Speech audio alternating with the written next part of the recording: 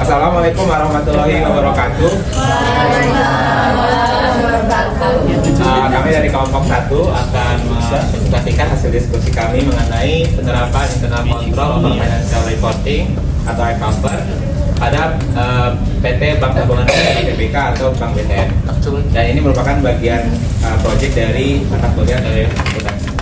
Untuk kelompok kami kelompok 1 beranggotakan yang pertama ada Abel Lorencia, yang kedua saya, Irza, yang ketiga ada Jessica, yang keempat ada Salman Lutfi Fitriani, yang terakhir ada Sinta Okta. Dan sebetulnya saya ada 2 lagi, cuma saya hadir ya Pak. Untuk pembahasannya ada 13 poin, karena mempersingkat waktu kita akan lanjutnya ke pembahasan pertama. Untuk latar belakang saya langsung juga ya Pak.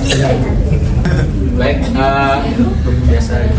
materi kita bahas adalah e-comper atau ICOFR adalah singkatan dari Internal Control Over Financial Reporting yang dalam bahasa Indonesia berarti pengendalian internal atas pelaporan keuangan. ICOFR adalah sistem atau proses yang dirancang dan diterapkan oleh manajemen perusahaan untuk memberikan keyakinan yang memadai bahwa laporan keuangan yang pertama bebas dari salah saji material, baik karena kesalahan maupun kecurangan. Yang kedua, disusun dan disajikan sesuai dengan prinsip akuntansi yang berlaku umum.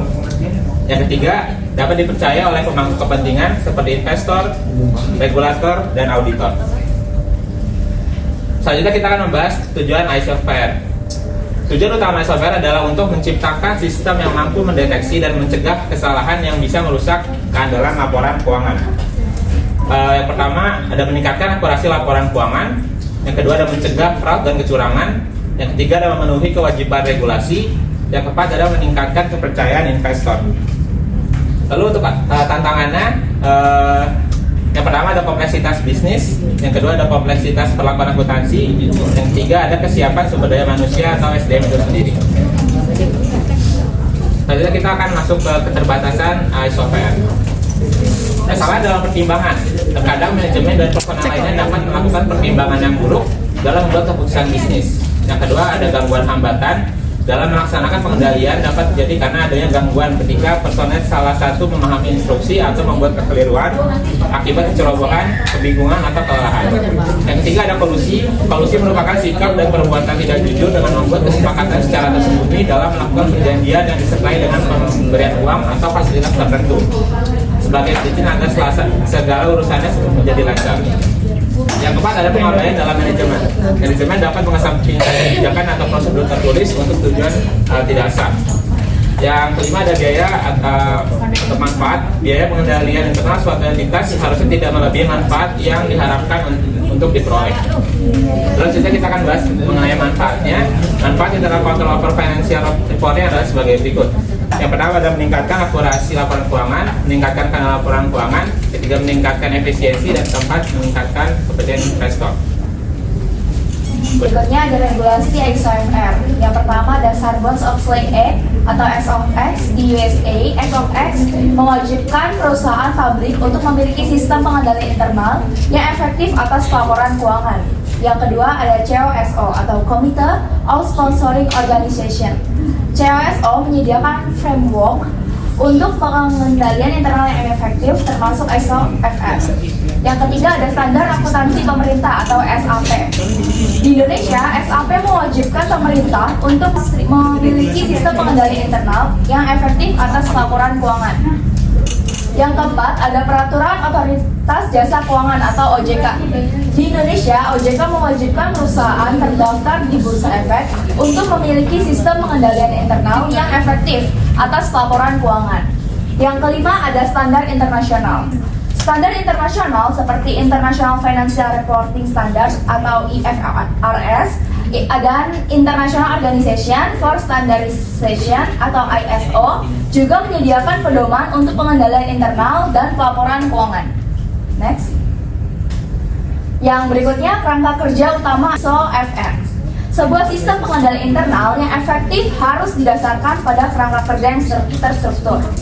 Kerangka kerja ini menyediakan pedoman bagi perusahaan untuk mengimplementasikan SOFR secara menyeluruh dalam setiap aspek operasional keuangan.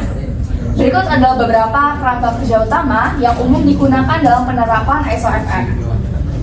Yang pertama ada COSO Framework, merupakan salah satu kerangka kerja yang paling banyak digunakan dalam pengendalian internal. Kerangka ini mencakup 5 komponen utama, yaitu lingkungan pengendalian, penilaian resiko, aktivitas pengendalian, informasi dan komunikasi, serta pemantauan yang berkelanjutan. Yang kedua ada COVID 2019. Digunakan untuk mengelola resiko yang berkaitan dengan sistem informasi dan teknologi yang mendukung pelaporan keuangan. Framework ini mengintegrasikan tata kelola TI dengan strategi bisnis sehingga mendukung integritas data dan keamanan informasi. Yang ketiga ada model 3 lini. Model 3 lini membagi tanggung jawab pengelolaan resiko menjadi 3 lapisan. Yang pertama ada manajemen operasional atau lini pertama. Fungsi pengawasan seperti kepatuhan dan manajemen resiko itu ada di lini kedua, serta audit internal di lini ketiga. Pendekatan ini memastikan adanya pemisahan fungsi yang jelas dan peningkatan efektivitas pengendalian internal di seluruh organisasi. Kerangka kerja ini membantu organisasi dalam merancang, mengimplementasikan, dan memonitor sistem pengendalian internal dengan lebih sistematis dan komprehensif, sehingga dapat meningkatkan keandalan laporan keuangan. Selanjutnya, yang berikutnya adalah langkah memastikan SOFR. Berikut beberapa cara untuk memastikan bahwa suatu perusahaan telah menerapkan pengendalian internal yang efektif untuk memastikan akurasi dan keandalan laporan keuangan. Yang pertama ada evaluasi resiko. Yang kedua ada desain pengendalian internal. Yang ketiga implementasi pengendalian internal. Yang keempat pemantauan dan evaluasi. Yang kelima ada dokumentasi. Keenam audit internal. Ketujuh pelatihan dan pengembangan sumber daya manusia. Yang kedelapan ada penggunaan teknologi. 9 komite audit. Dan yang kesepuluh pengawasan dari pihak eksternal. Yang selanjutnya ada implementasi SOFR. Yang pertama ada desain pengendalian internal. Perusahaan harus mendesain pengendalian internal yang efektif untuk mengatasi resiko yang telah diidentifikasi. Yang kedua ada implementasi pengendalian internal. Perusahaan harus mengimplementasikan pengendalian internal yang telah disesuaikan. Yang ketiga ada pemantauan dan evaluasi. Perusahaan harus memantau dan mengevaluasi pengendalian internal secara terus-menerus. Dan yang keempat, pelatihan dan pengembangan sumber daya manusia. Perusahaan perlu memberikan pelatihan dan pengembangan sumber daya manusia untuk memastikan bahwa staf keuangan memiliki kompetensi yang diperlukan untuk menerapkan SOFR. Selanjutnya akan dijelaskan oleh Salma. Berikut ada studi kasus yang kita teliti, yang dimana kita mengambil studi kasus dari PT Bank Tabungan Negara. Berikut adalah profilnya. PT Bank Tabungan Negara Persero atau TBK, atau yang dikenal dengan BTN, adalah salah satu bank badan usaha milik negara BUMN yang terkemuka di Indonesia, yang dimana fokus utamanya adalah pembiayaan perumahan. Berdiri sejak tahun 1897 dengan nama awal Postpac. Bank ini telah melewati berbagai fase sejarah dan transformasi yang dimana mencerminkan perjalanan ekonomi Indonesia. Kemudian ada resiko di mana kita mendirikan suatu industri bank perbankan. Yang pertama itu kelemahan dalam desain pengendalian, yang dimana tidak adanya atau tidak memadainya kebijakan dan prosedur. Bank BTN mungkin memiliki kebijakan dan prosedur yang tidak lengkap atau tidak sesuai dengan standar yang berlaku, di mana untuk memastikan keandalan laporan keuangan. Kemudian ada kelemahan dalam implementasi pengendalian, yang dimana itu ada pelatihan karyawan yang tidak memadai. Karyawan yang tidak terlatih dengan baik mungkin tidak memahami pentingnya SOFR atau bagaimana menjalankan prosedur pengendalian yang berlaku. Kemudian ada visi Bank BTN yang dimana itu menjadi mitra utama dalam pemberdayaan finansial keluarga Indonesia. Kemudian ada misi Bank BTN yang dimana menjadi mitra utama pemerintah dalam inklusi perumahan dan keuangan. Yang kedua, memberikan customer experience terbaik melalui layanan digital dan finansial yang terintegrasi. Yang kemudian yang ketiga ada meningkatkan shareholder value dengan pertumbuhan profitabilitas yang berkelanjutan. Yang keempat, menjadi rumah bagi talent terbaik Indonesia.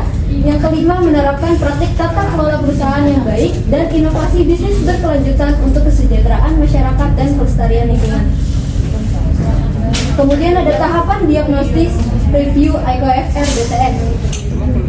Sebagai bagian dari upaya peningkatan tata kelola perusahaan yang berkelanjutan, BTN telah menyelesaikan diagnostik review atas internal control over financial reporting. Proses ini merupakan langkah strategis yang selaras dengan arahan Kementerian Badan Usaha Milik Negara atau KBUMN berdasarkan surat KBUMN nomor S4/DKU. Sebagai bagian dari upaya memperkuat tata kelola perusahaan, proyek diagnosis review ICOFR BTN dilaksanakan dengan pendekatan sistematis melalui 4 tahap utama. Yang pertama itu pemerataan struktur korporasi BTN dan penilaian resiko salah satu yang berpotensi muncul akibat kompleksitas instruktur. Hasilnya menjadi dasar untuk memahami potensi resiko dalam pelaporan keuangan. Untuk mengatur bagian-bagian bank tabungan negara itu seperti anak perusahaan, unit usaha, hubungan antar bagian atau divisi, dan juga kepemilikan saham yang ada di BTN tersebut. Penilaian resiko salah saji itu merupakan upaya untuk melihat kemungkinan kesalahan dalam laporan keuangan, baik itu yang disengaja maupun tidak disengaja. Untuk yang kedua ada identifikasi terhadap akun-akun signifikan dalam laporan keuangan BTN, di mana akunnya itu bisa berupa kas atau kas dan setara kas, kredit atau pinjaman, dana pihak ketiga, pendapatan bunga ataupun beban bunga. Setiap akun dianalisis untuk menilai resiko yang melekat, memastikan semua elemen yang berpotensi mempengaruhi pengendalian internal dan terpetakan dengan baik. Kemudian ada melakukan prosedur diagnosis untuk menilai efektivitas pengendalian internal di berbagai area. Di mana itu biasanya melakukan wawancara dengan pemilik proses atau meninjau dokumen kebijakan dan prosedur, dan bisa juga merupakan analisis mendalam atas implementasi pengendalian. Kemudian yang keempat, ada rekomendasi perbaikan yang disusun secara komprehensif. Rekomendasi ini merupakan salah satunya itu seperti setelah adanya masalah atau kelemahan yang ditemukan, maka Bank BTN langsung membuat saran perbaikan yang lengkap dan menyeluruh, tidak setengah-setengah. Kemudian ada roadmap implementasi yang juga dirancang sebagai panduan strategis untuk melaksanakan perbaikan secara bertahap dan terukur. Baik, di sini ada prosedur diagnostik review BTN.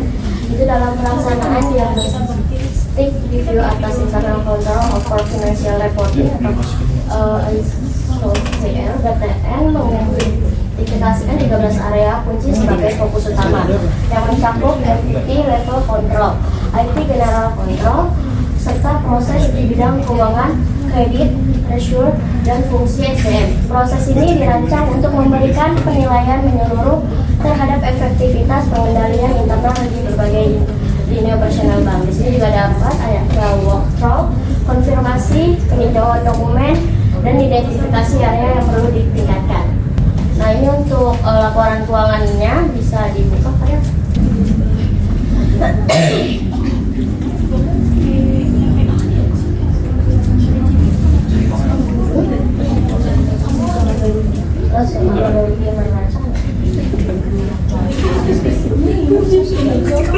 Udah tersaji ya? Ya udah tersaji, nanti bisa dilihat. Jadi nggak usah belajar. Sekarang apa opininya? Opininya apa? Jadi membuktikan bahwa ICOFR terapkan itu harus sampai opininya. Kalau opininya masih belum PTP, berarti masih belum sempurna penerapan ICOFR-nya.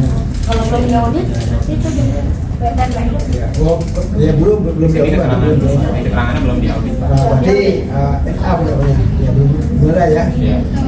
Di sini ada kesimpulannya dari yang kita jelaskan tadi. Berdasarkan pembahasan yang telah dilakukan, dapat disimpulkan bahwa internal control over financial reporting atau ICOFR merupakan suatu sistem pengendalian yang sangat penting dalam menjamin keandalan dan transparansi laporan keuangan. ICOFR membantu memastikan laporan keuangan bebas dari salah saji material bank yang disebabkan oleh kesalahan maupun kecurangan, serta disusun sesuai dengan standar akuntansi yang berlaku. Sistem pengendalian ini terdiri dari 5 komponen utama, yaitu lingkungan pengendalian, penilaian risiko, aktivitas pengendalian, informasi dan komunikasi, serta kegiatan pemantauan. Penerapan ISO VR di sektor perbankan, khususnya pada PT Bank Tabungan Negara atau Persero TBK, menunjukkan bahwa bank telah menerapkan sistem pengendalian internal yang komprehensif dan lain atau integrasi dengan bank melalui kerangka kerja pengendalian risiko yang melibatkan 3 lini pertahanan atau lines of defense. Proses diagnostik review SOVR yang dilakukan PTN memberikan gambaran menyeluruh terhadap efektivitas pengendalian internal dan menghasilkan rekomendasi perbaikan yang strategis untuk memperkuat tata kelola perusahaan. Manfaat penerapan SOVR sangat signifikan, antara lain meningkatkan keandalan laporan keuangan, mencegah kecurangan, mendukung kepatuhan regulasi, serta meningkatkan kepercayaan pemangku kepentingan.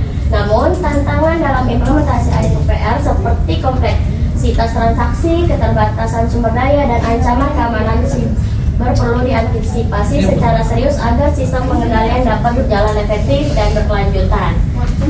Demikianlah presentasi kita dari kelompok 1.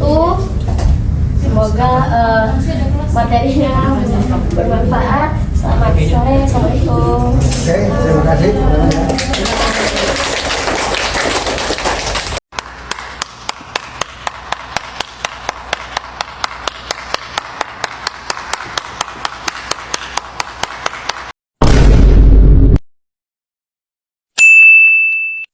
Acap.